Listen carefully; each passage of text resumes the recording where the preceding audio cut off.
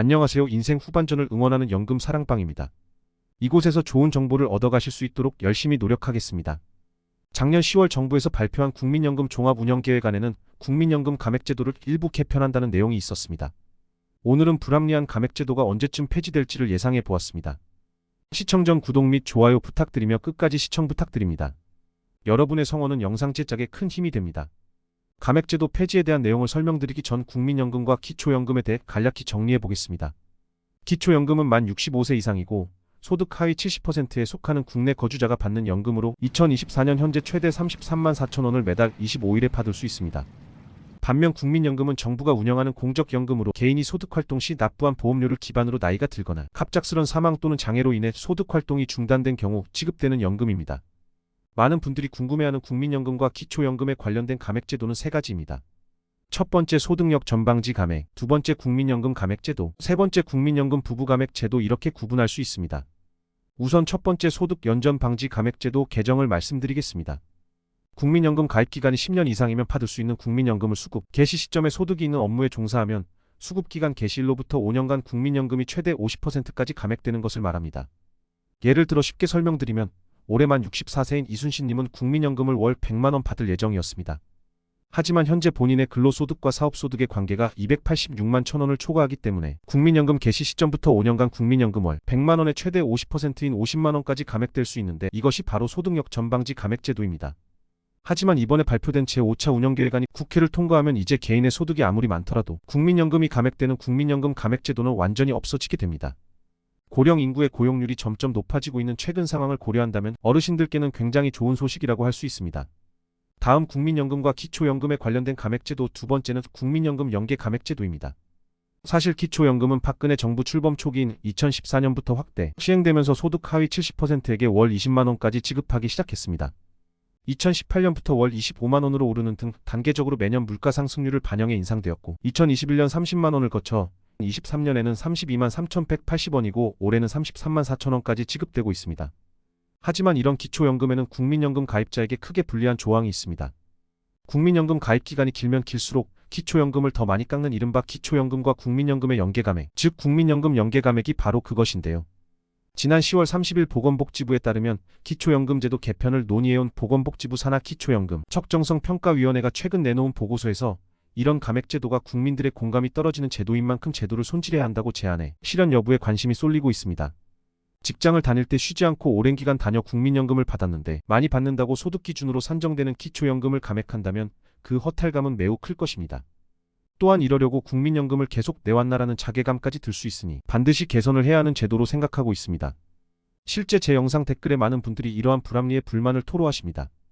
2024년 현재 국민연금 연계감액은 국민연금을 기초연금 기준연금의 33만 4천원의 150%인 50만 1천원을 초과해서 받으면 기초연금 33만 4천원의 50%인 16만 7천원까지 감액하는 제도입니다.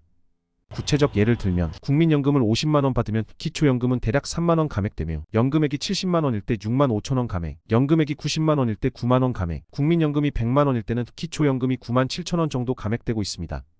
물론 똑같은 국민연금을 받더라도 개인별 가입기간, 가입시기, 납입금액에 따라 감액되는 금액이 모두 다르기 때문에 해당 금액은 참고만 하시기 바랍니다.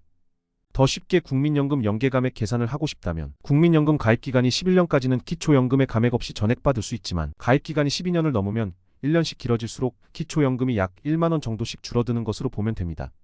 이런 까닭으로 기초연금과 국민연금을 동시에 받는 수급자가 매년 증가하면서 연금 감액 수급자는 2014년 14만 3천 명에서 2022년에 38만 명으로 급속히 증가하는 추세를 보이고 있습니다.